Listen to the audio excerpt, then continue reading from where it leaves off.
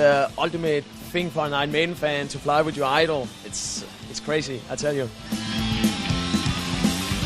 My godfather was in the RAF and was crazy about aeroplanes and took me to air shows and things when I was about 5 years old. But at school I was always awful at maths and physics, dreadful, and so I thought, well, I'm too stupid to be a pilot, you know, I'm only good for being a history student. I never really tried flying, which is a real shame. On the other hand, it's probably good for Iron Maiden fans, because I think if I'd discovered flying before I discovered music, I'd probably never have become a musician. I started off years ago getting a private pilot's license, and then the only way I could get to fly bigger and more complicated aeroplanes was to get a job, because I can't afford to go and hire an airliner, and I'm not John Travolta, so I can't buy my own. Yeah, I saw Maiden at the Globe in Stockholm yesterday, and then I flew to Denmark this morning, and then to Oslo, so I could fly back to Stockholm with Bruce Air. Hello, how's that? If the cameramen can all sit down, you can all have a look at me. Now, we've also got to do something called a head count. So if there's anybody here with two heads, just let me know. I can't see anybody yet, but being Vikings, you never know. The gig's going to be great tonight. It was great last night, and the fact that you're coming is going to make things even better. Yeah. You all have a great time.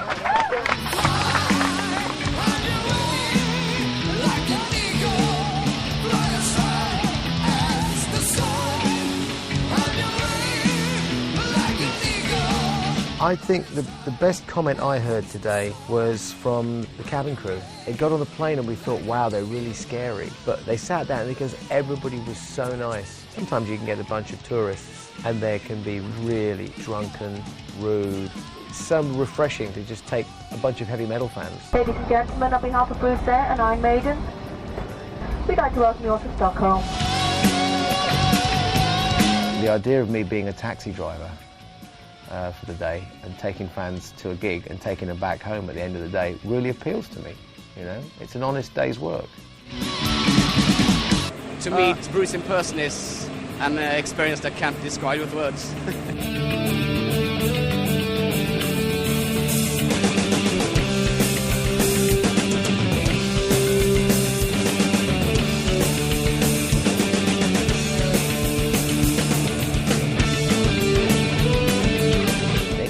Stand on the stage. I mean, they're standing where I'm standing on stage. I think Maiden is just people. We're nothing special. When we're on stage, it's Iron Maiden, yeah, but off stage, it's, you know, I work as a pilot, you know, and, you know, Steve edits videos and plays football, you know, so it's not, you know, we're not like superstars and stuff. It's like when a Christian guy is go meeting Jesus or something. It's the same thing, basically. Yeah. Yeah, it's going up on the wall. On like a 2.2 meter big frame.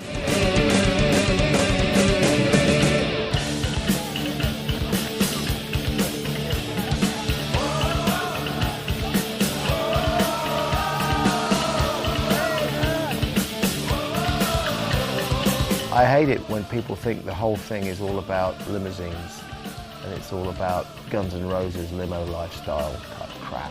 It's not what Iron Maiden is all about, never has been.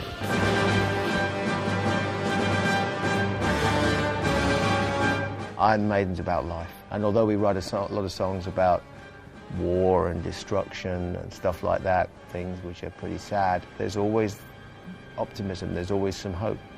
Everything still goes on.